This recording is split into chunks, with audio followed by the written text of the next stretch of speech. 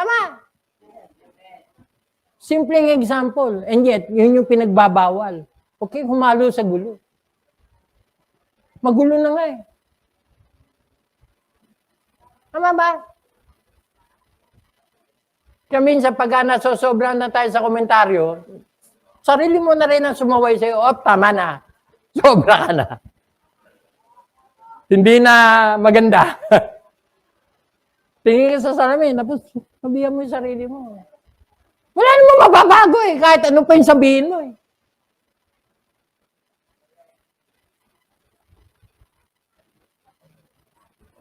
Do all things without murmurings and disputings. Pumasok sa isip ko, the people of Israel.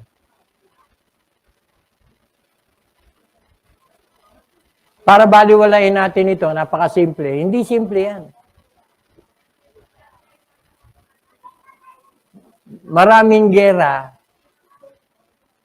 Kaya ako nabiro yung World War IV. Hindi na dumaan ang World War III. Kasi nagsimula sa kaguluhan. At minsan, yung kaguluhan, nagsimula sa simpleng reklamo. Nasubukan nyo na bang maupo dun sa traditional na jeep? Na pangwaluhan, ginawan sampuan? Tapos ikaw yung pansampu?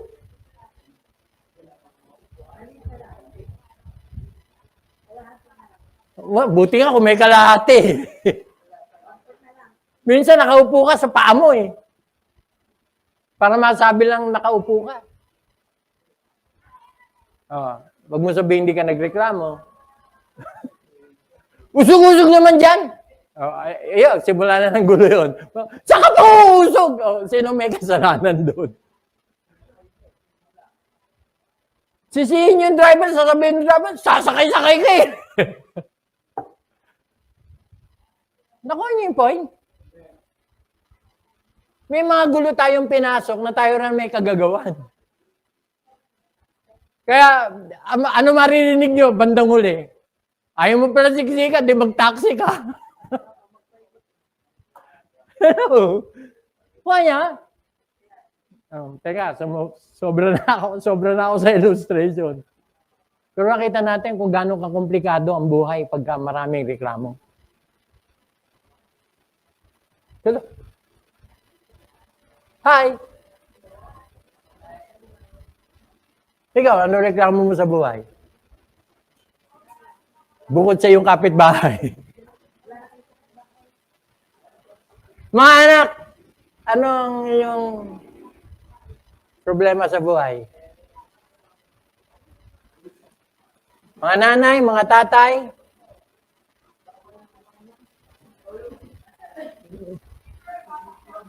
Hindi, sa totoo lang.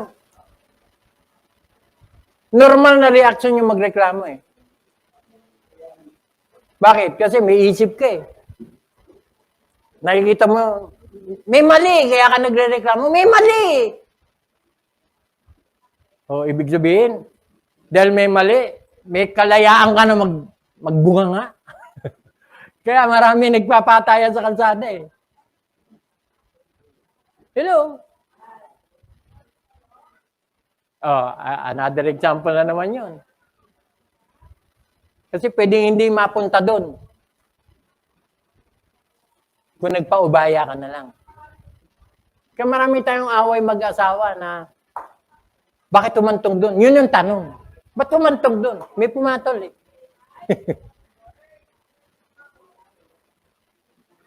May nakagawa ng palpak.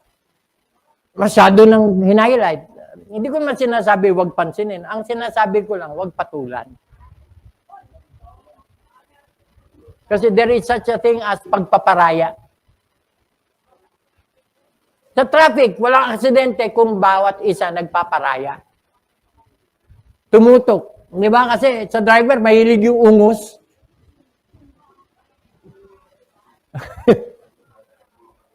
Hanggang sa nagkadikit na, hindi na malaman kung sinong umungos. Kasi parehong nag-uungusan eh. Kuha. And yet, pag kinausap mo pareho may reklamo. Kasi, ako na uli. Hindi rin papatalo yung kabila. So, pag pinakinggan mo pareho, sasakit ang ulo mo kasi di mo alam kung sino sabi ng totoo. Hello? Dumako na tayo sa Israel. Israel is the best example at marami tayong matututunan. Kaya natin pag-aaralan to. Ang hindi ko lang gagawin ngayon, yung iisa-isahin ko yung mga naging kasalanan ng Israel.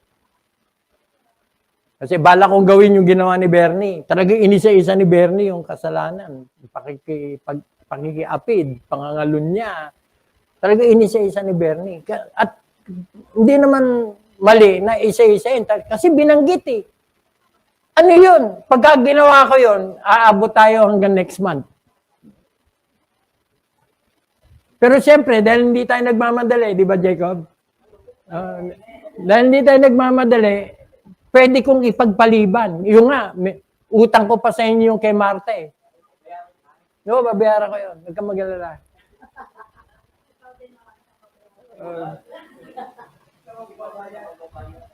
Buksan natin sa 1 Corinthians 10.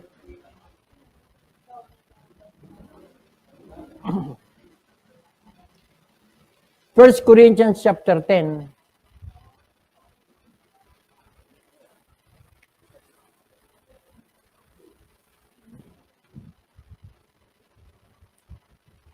Buti na lang, may relo na sa tagiliran. Kung hindi, want to sawa ito. Pasensya na kayo ha. Actually, talaga inisip ko magkaroon ng relo para wag tayo want to sawa. Kasi baka manawa naman kayo. Hindi na kayo makinig susunod. 1 Corinthians chapter 10. Yan na, akit na. Yan ang relo. Bow. Nagsimula ako ng alas 9. Hindi kanina. Alas 9 na ba yan? Hindi ba pasado? Anyway. 1 Corinthians chapter 10. Halos kalahati nung chapter talks about Israel. At nung hinanap ko to, pangatlo o pang-apat na talata ito about Israel. Una kong talata is Romans chapter 8. Kung bakit nakatikatihan ko yung 1 Corinthians chapter 10. Kasi dito sa 1 Corinthians 10, binanggit dito yung kasalanan ng Israel na murmuring. Asan yung disputing? Yung lahat ng ibang mga kasalanan na binanggit. Yun yung dispute. Kasi ipinilit ng Israel, ito gusto namin eh.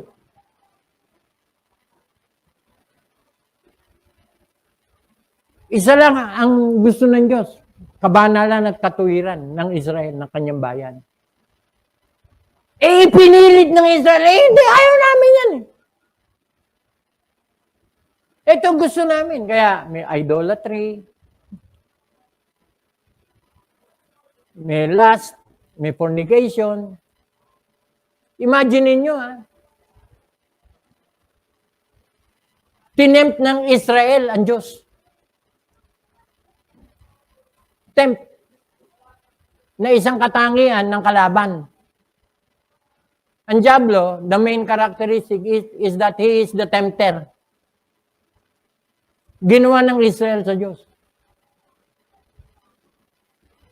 Could there be a worse dispute than that? May mas nalala pa ba doon? Para tuksuin mo ang Diyos?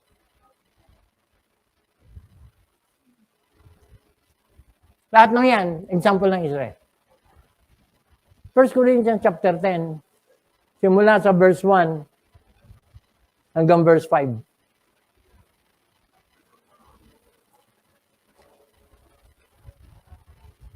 Nasa outline ko.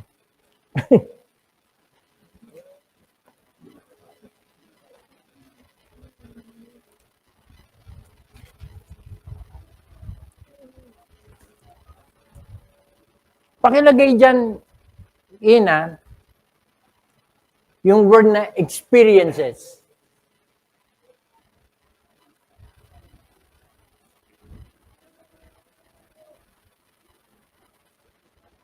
Experiences. Mamaya, babalikan ko to. Experiences.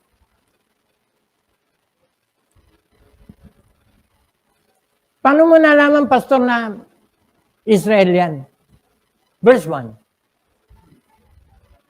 Moreover, brethren, I would not that you should be ignorant how that all our fathers were under the cloud and all passed through the sea.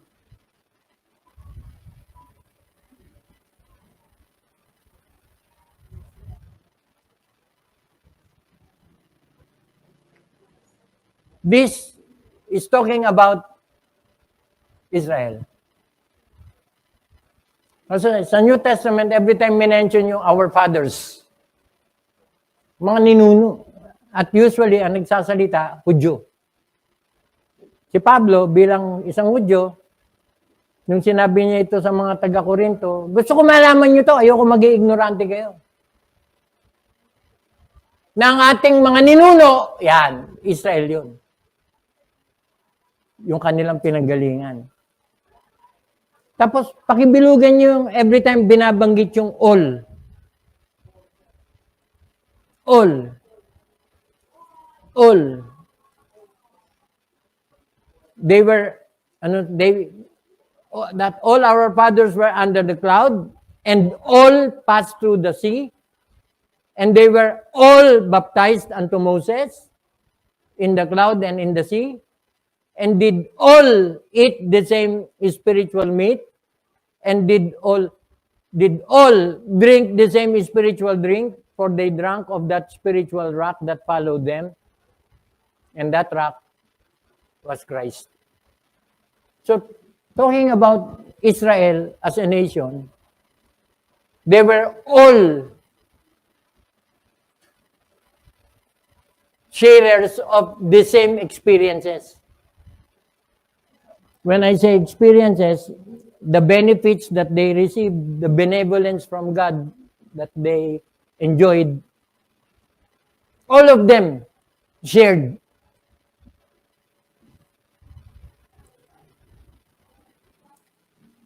Kung gagamitin ko yan sa ating present situation, pinag-uusapan yung isang samahan na magkakasama na lahat nakakapakinig, lahat nakakakain, lahat nakakainom ng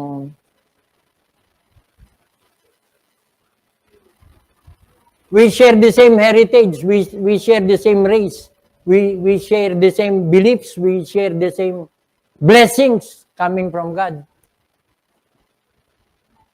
Pero may verse 5.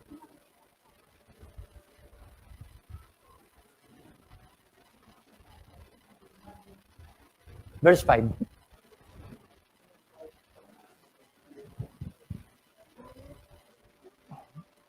Pakibasa.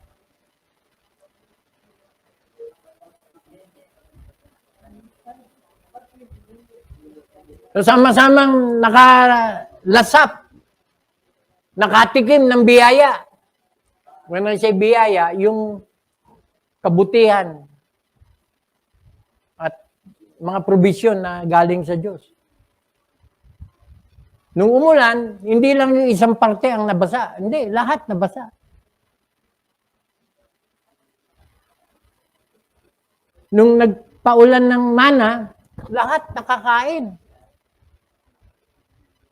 Lahat nakainom doon sa tubig na bumukal mula doon sa bato. At by the way, kanino galing yung tubig? Kay Kristo kasi siya yung bato eh. Tanong, lahat ba sila mananampalataya? Verse 5.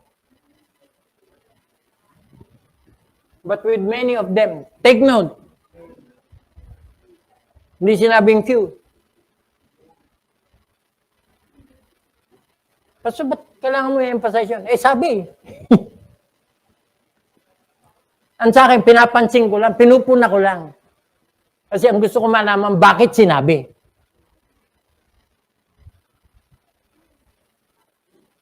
Hello? Kaya ako hindi ako umaasa na marami. Yung tunay. Kasi si Kristo mismo nagsabi, makitid ang daan, patungong buhay. At kakaunti ang nakakatagpo ron. Bakit kakaunti? Kasi hindi lahat gusto. Karamihan, ayaw. Why? Acceptable worship. Acceptable service. Kasi ang isang pagsubok sa tunay na maglilingkod at sa tunay na mananampalataya ay yung kagaangan sa paglilingkod.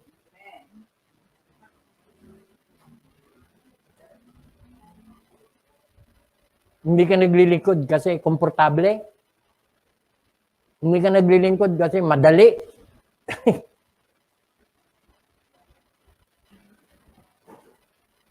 And with many of them, God was not well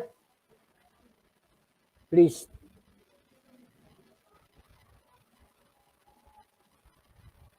At yung susunod, yung last phrase, it talks about the consequence.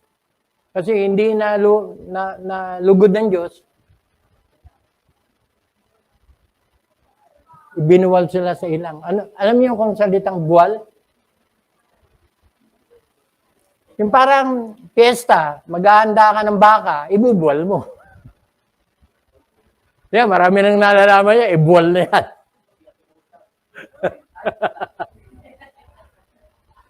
Yan yung ibig sabihin nun. Imagine niyo, scriptures, ginagamit yung term. Yes, wala nang iba. Para makita natin, yan yung consequence ng pagbabaliwala. Kaya kung Christian ka, ito, aminin nyo o hindi, kung Christian ka, hindi mo pwedeng baliwalain ang katotohanan. Kaya nga, walang dahilan para iyong labanan. Hello? Walang dahilan para magalit ka doon sa nangaral. Hindi, basta dinidikdik nyo masyado eh.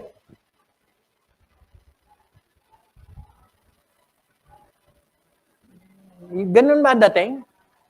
Dinidikdik ko? Actually, feeling ko nga kulang pa eh.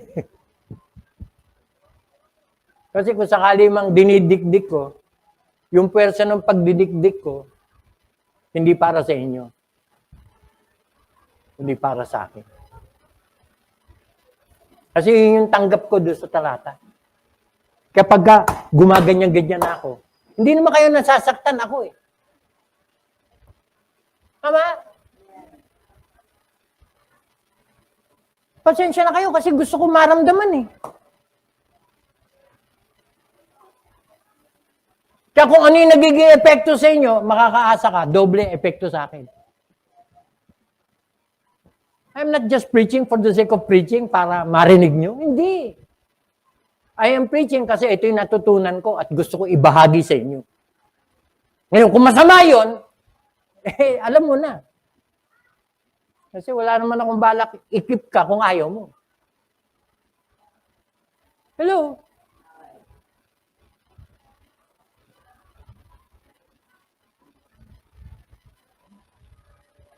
Naging partaker sila ng lahat ng biyaya. Take note.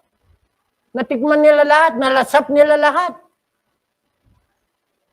Yung cloud sa umaga at saka yung pillar of fire sa gabi. Yung cloud para malimliman sila sa sikat ng araw. Yung pillar of light sa gabi para may liwanag sila sa gabi. Lahat sila nag-benefit doon. And yet, hindi lahat. Verse 5. Hindi lahat katanggap-tanggap sa Diyos. In fact, yun yung dinan ko bakit marami sa kanila nabuwal. Actually, hindi siya nabuwal eh. Medyo mabigat-bigat yung Tagalog. Ibinuwal.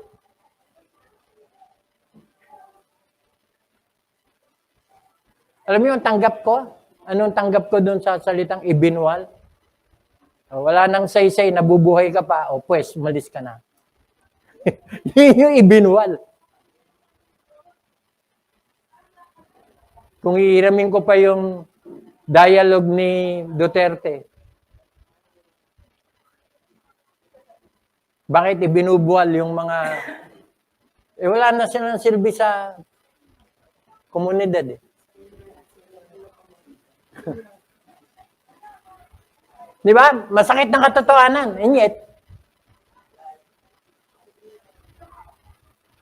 kaya ang tawag niya sa family nung adik, dysfunctional family.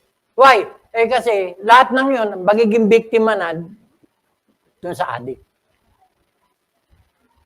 Apektado lahat. Bakit nagamit mo example yun? Kasi we're talking of Israel. Ang bayan ng Diyos. Kung ang bayan ng Diyos hindi spared sa ganung kalagayan, tayo pa kaya? Hello?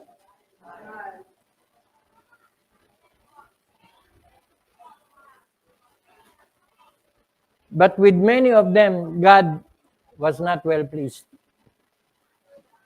For they were overthrown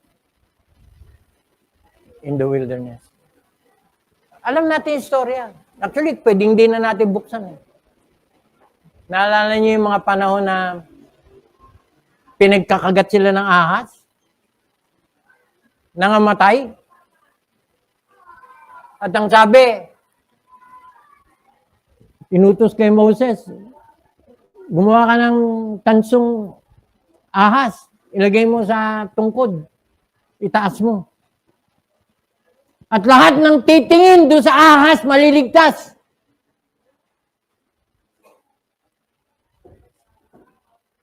Totoo ba yan? Lahat ng tumingin, nabuhay. Lahat ng hindi, namatay. Why? Napakasimple ng utos, ayaw mo.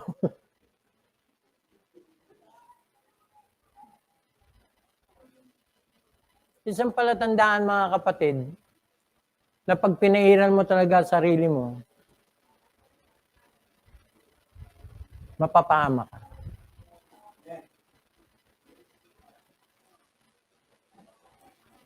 Kaya yung John chapter 3, kung saan ando doon yung verse 16, ando doon yung kwento tungkol dito eh. Titingin lang. Whosoever believeth in Him, yung pagtingin, yun yung exercise ng pananampalataya. Yung iba, so proud, so stubborn, so hard-headed, ayoko. Oh, pues. Mamatay ka. Sorry na lang. Hindi ka naniwala eh. Samantala napakasimple, titingin ka lang eh. Wala kang gagawin. Iikot mo lang yung leg mo kung medyo malayo-layo yung titignan mo. Yun lang ayaw mo. Hindi. Ang nangibabaw doon, yung hindi pagtiwala o hindi paniniwala. Kalukuhan, nakagat ako ng ahas, titingin lang, gagaling. Kalukuhan yun. Yan. Maraming bagay na pagdating sa pananampalataya, ang kalukuhan. Kasi sa mundo, talagang kalokohan ang pananampalataya. Ama? Hindi ko makilala yung Diyos mo. Patunayan mo sa akin, may Diyos. Di ba? Yung mga ganong katanungan. Yun. Kaya maraming pupunta sa impyerno, may ganong paniniwala.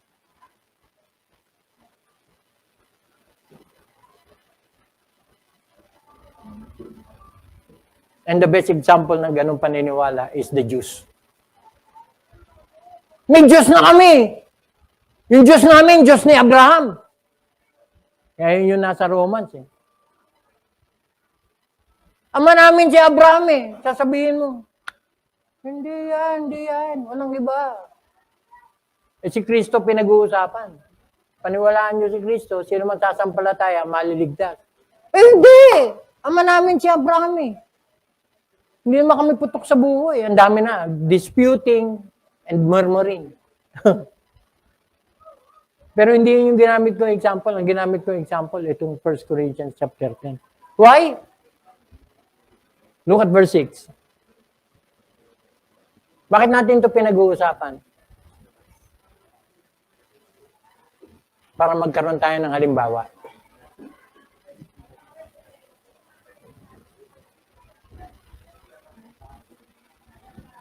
Kaya I took the pains of revising the whole outline. Hindi ko naman itinapon. Actually, matatalakay ko pa rin siya later on. Pero inuna ko muna itong 1 Corinthians 10. Kasi ito pa lang, kulang na oras ko. Nang sabi ron, now these things were our examples. Ang mga bagay na ito ay pawang naging mga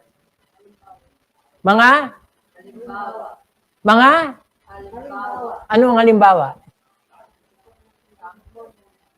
Ano sa Tagalog ang halimbawa? Kung tatagalogin pa.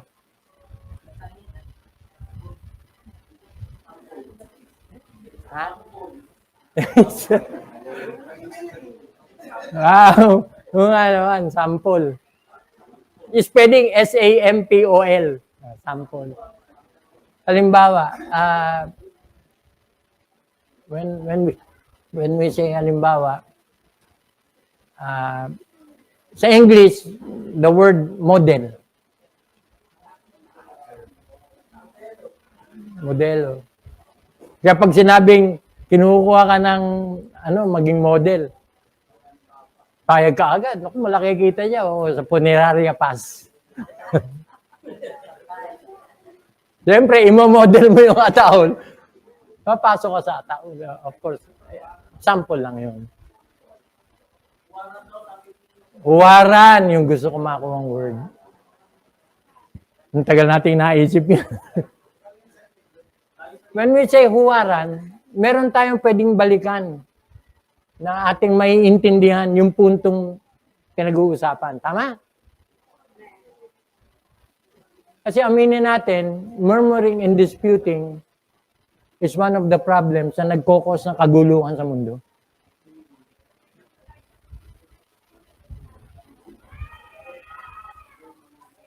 Maging specific tayo, problema ng mundo.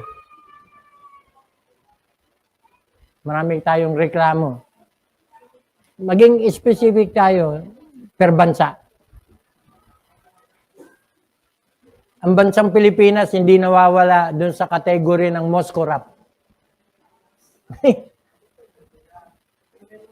Nagsisisihan o bakit ang baha, imbis na babawasan, lalo na dagdagan.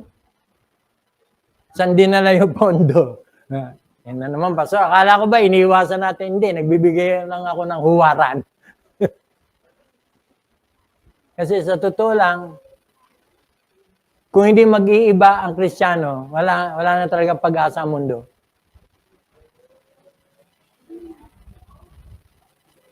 Hello?